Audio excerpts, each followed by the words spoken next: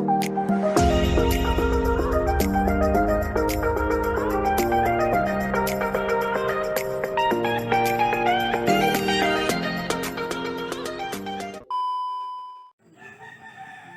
araw mga kawilder, welcome to my YouTube channel. Ngayon mga kawilder, ang gagawin natin ay kung paano kabitan ng sidecar ang motor na Roser. Ito po ay para sa mga baguhan na mayroon silang motor na Roser, ganyan, gusto kabitan ng sidecar. Sana makakuha kayo ng technique or idea at sana makatulong sa inyo ang video ito. So mga kawilder, tara, samahan nyo ako. Lalagyan natin ng sidecar yan. So ito mga kawilder, itong motor na Roser na ito, ayan, kakabitan natin ng sidecar. Kung paano kabitan ito, kasi hindi naman to katulad ng ibang motor na pangkaraniwan na kinakabitan ng sidecar.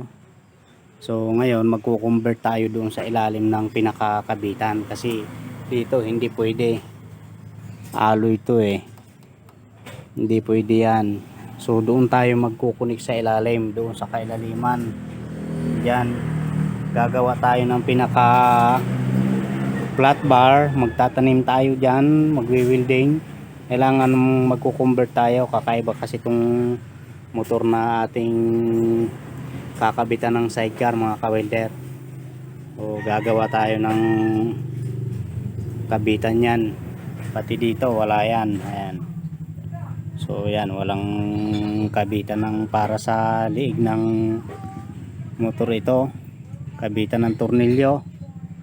So ko-convert natin para magkaroon siya ng sidecar, ayan.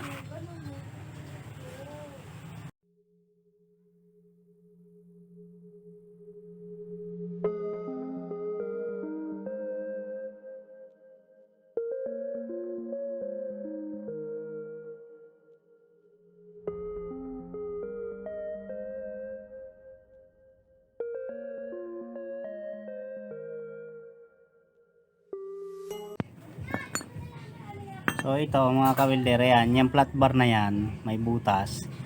So nakakuha ako ng medyo makapal. Yun ang ilalagay natin dito sa ilalim. Dito sa ilalim, yun i-welding natin.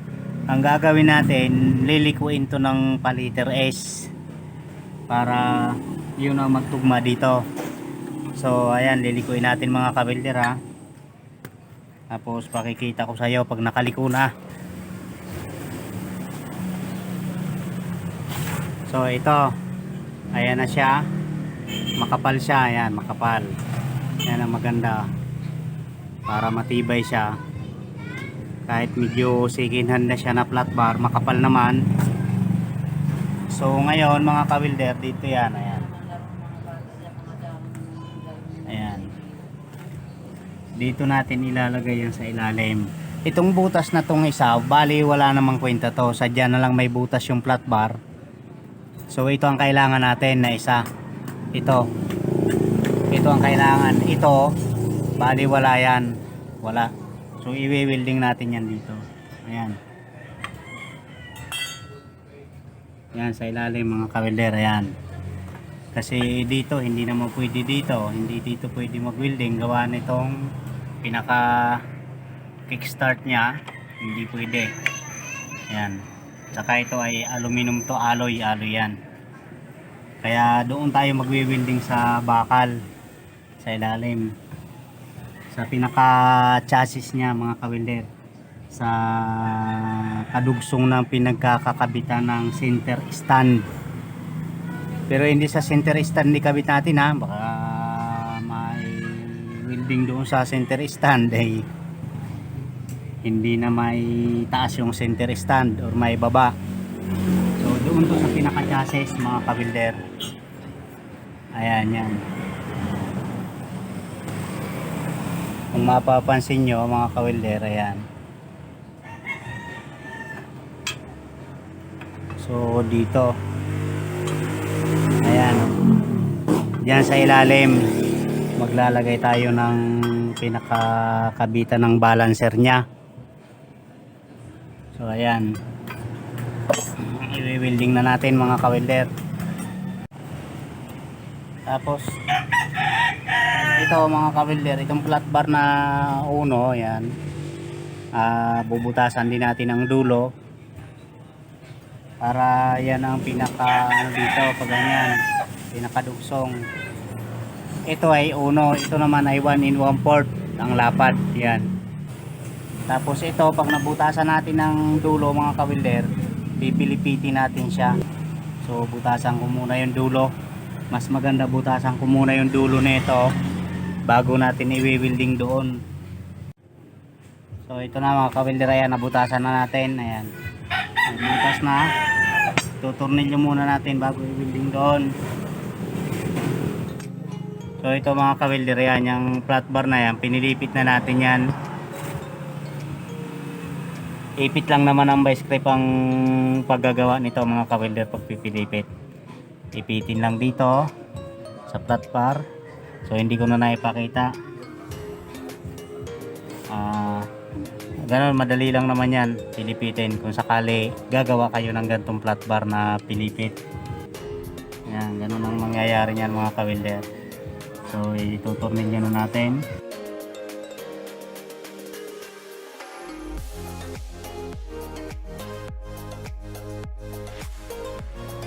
So ayan na mga ka-welder, yan, i-welding na natin, i-package na natin dito sa lalim.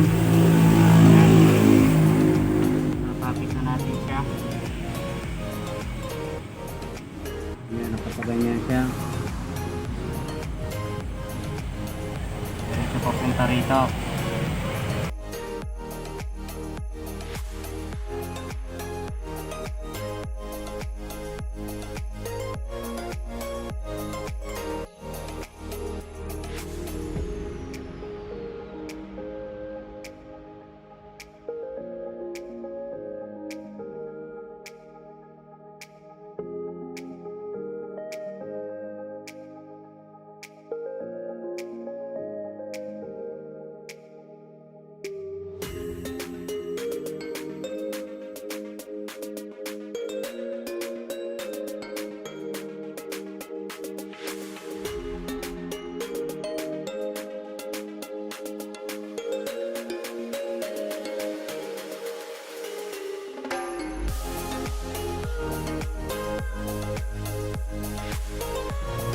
Full weight na lang natin mga ka-welder, tibayan na natin. Ito mahaba kasi doon tayo kukuha ng balance sa sidecar nito.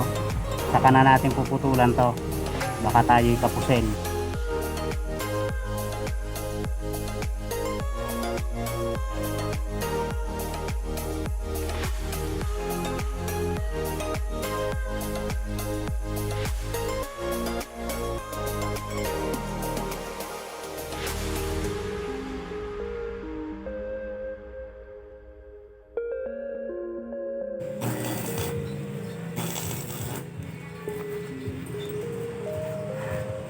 Okay na mga ka-welder, matibay na. Ayos na yan. So ngayon, ang gagawin natin dito mga ka-welder, dito wala tayo ditong kabitan sa liig na tinatawag. Itong tubo na ito puputulin natin. 2 inches lang ang haba. Yan yung ilalagay natin dito. Diyan.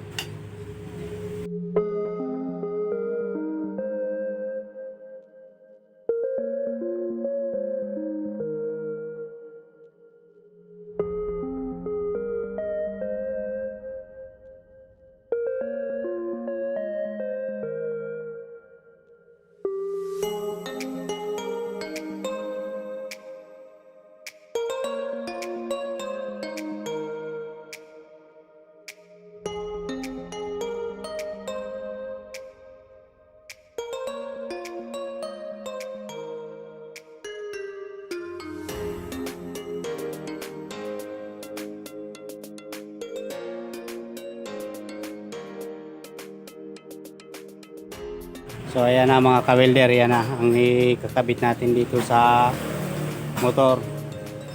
Yan na, sidecar na yan, ikakabit natin. Ito, tatanggalin natin to. Ayan. So, ayan, kakalasin na natin yan mga ka-welder para maikabit na doon sa Ruser na motor.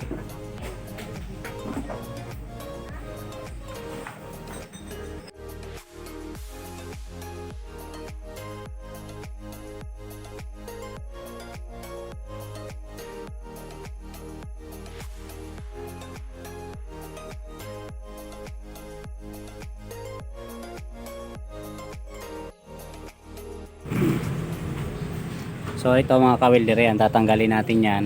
Ito, kasi babaguhin yan. Pati ito, tatanggalin natin yan. Kasi babaguhin.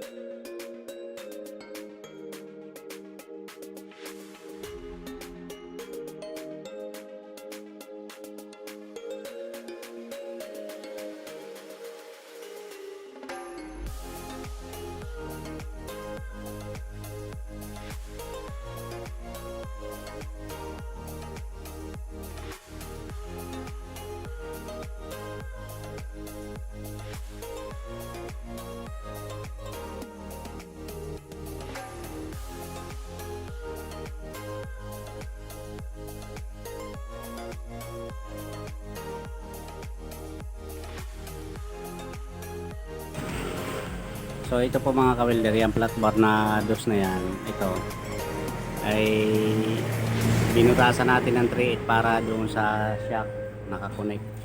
Habang ito ay 4.5 inches. So yung guhit na yan mga ka-welder, yan lilikuin natin ng espalado. Ito espalado yan ka-welder, yan bandang kanan ng motor dito sa loob, yan lalagay natin. Tapos ito mga ka-welder, puputulin natin to, putol. Medyo mahaba kasi. Tapos dito, ayan, dito butas. Bubutasin natin yan. Para itong may butas na flat bar, yung galing doon sa sidecar, yung galing dito, ay atin ilalagay dito, ayan. Ayan. So puputulan natin, putol, tsaka butas dito. So ayan na mga ka-welder, ayan may butas na siya. So ayan, ilalagay natin dito. Ayan. Tapos ito tornilyo na. Tsaka ito. Mga ka-welder, ayan. Magagawa na lang tayo ng pinaka-convert na connect papunta rito sa sidecar. Dito na lang pagtatamain na natin ito. Ayan. Pati yung sa unahan, kukonvert na rin natin yan. So ayan. So ito mga ka-welder, ayan, tatanggalin na natin to. Ayan. Papalitan na natin. May ginawa na tayo doon na panibago sa motor. Yun na yun, tanggal na to. Dito na tayo magkukonek sa bandang unahan. Wala na to. Kaya tatanggalin na natin. Kasi makakadali lang ng paa yan. Ayan, tanggal na mga ka-welder, ayan. Tinanggal na natin. Wala na yan, useless na yan.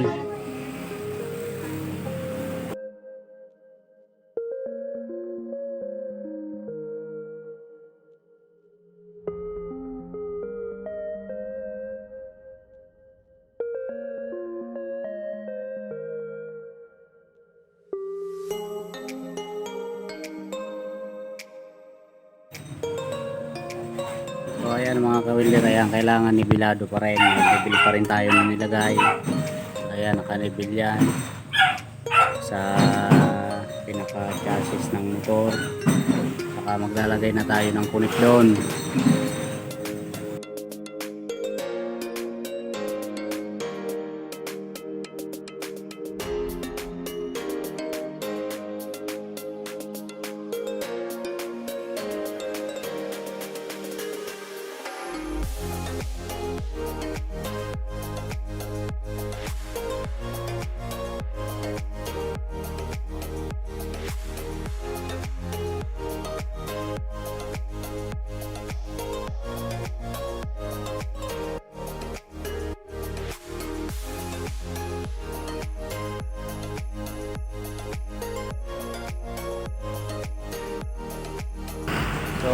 ganun pa rin mga ka-welder. Sinukat natin yung side wheel at saka yung huli. Ganun pa rin mga ka-welder ang pag-align.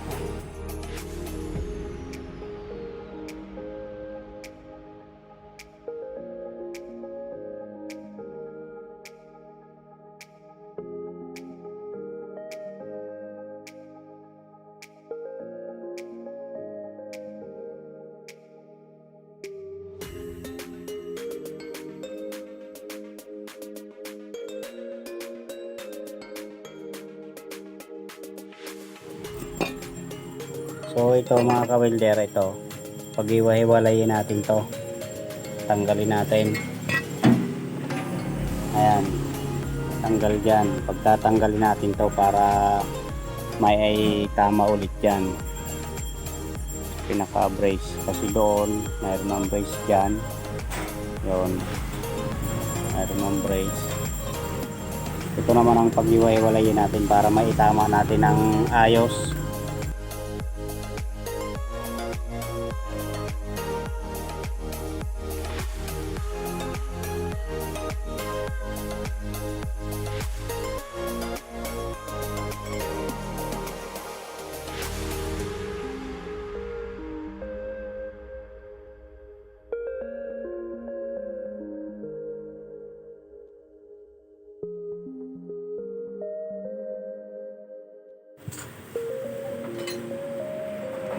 Ayan, nahiwa-hiwalay na natin mga ka-welder. Ngayon i-coconnect na ulit natin doon sa harapan.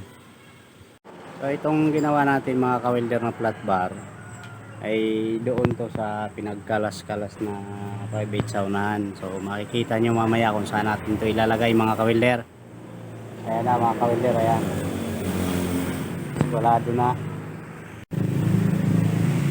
So ito mga ka-welder, ayan.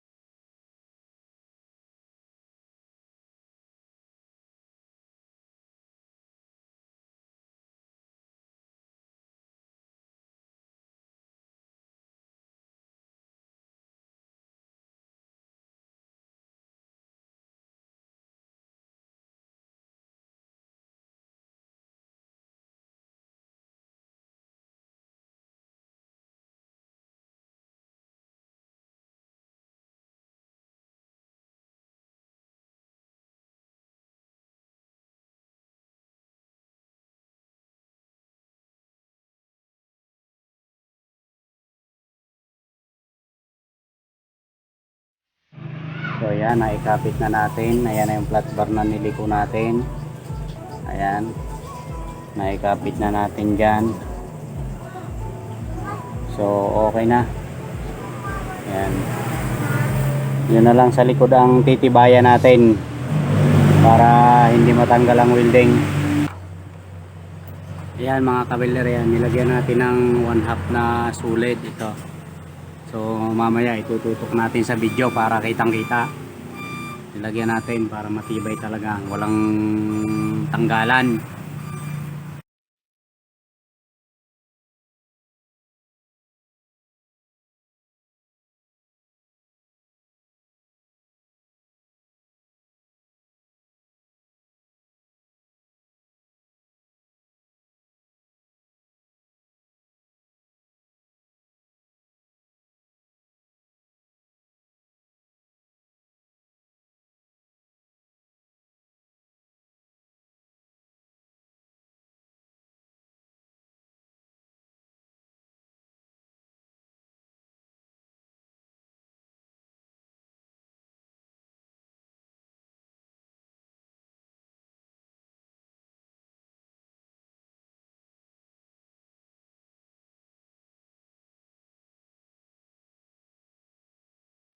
Ayan, ito mga kawelder, ayan, yung high 3/4 na solid, ayan, niliko natin. Ayan, nakaliko.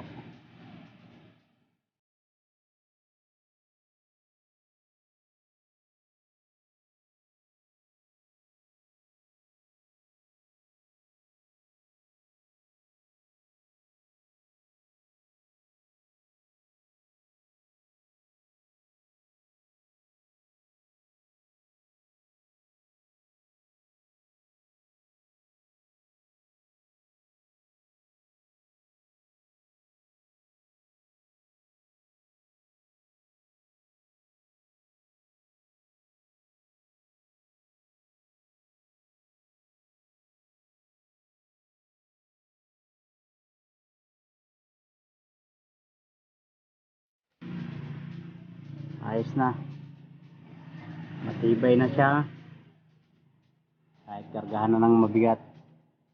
Okay na, nalagyan din natin ng sidecar ang Roser na motor.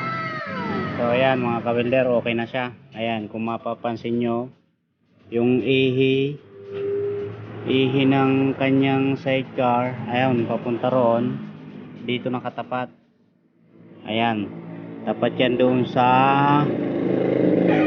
ihi ng huli ng gulong, ay nandito na ngayon nakakabit. Ayan o, kung mapapansin nyo, nakapaganyan siya kasi ang siya kasi ng Roser ay naka-slide siya. Ayan, naka-slide, kaya medyo yung kabitan doon nakapagano ng dating niya, pero okay na, ayos na, napakatibay na niyan. Ayan, ayan, ayan, ayan ang dating niyan, yan ang forma. Ayan, napakatibay niyan mga kawelder. Okay na.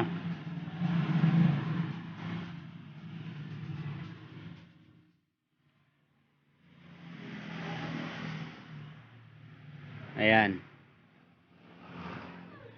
At sa hindi pa po nakakapag-subscribe, please subscribe na po at pa-click na rin ang bell button para update po kayo palagi sa aking mga bagong video na i-upload.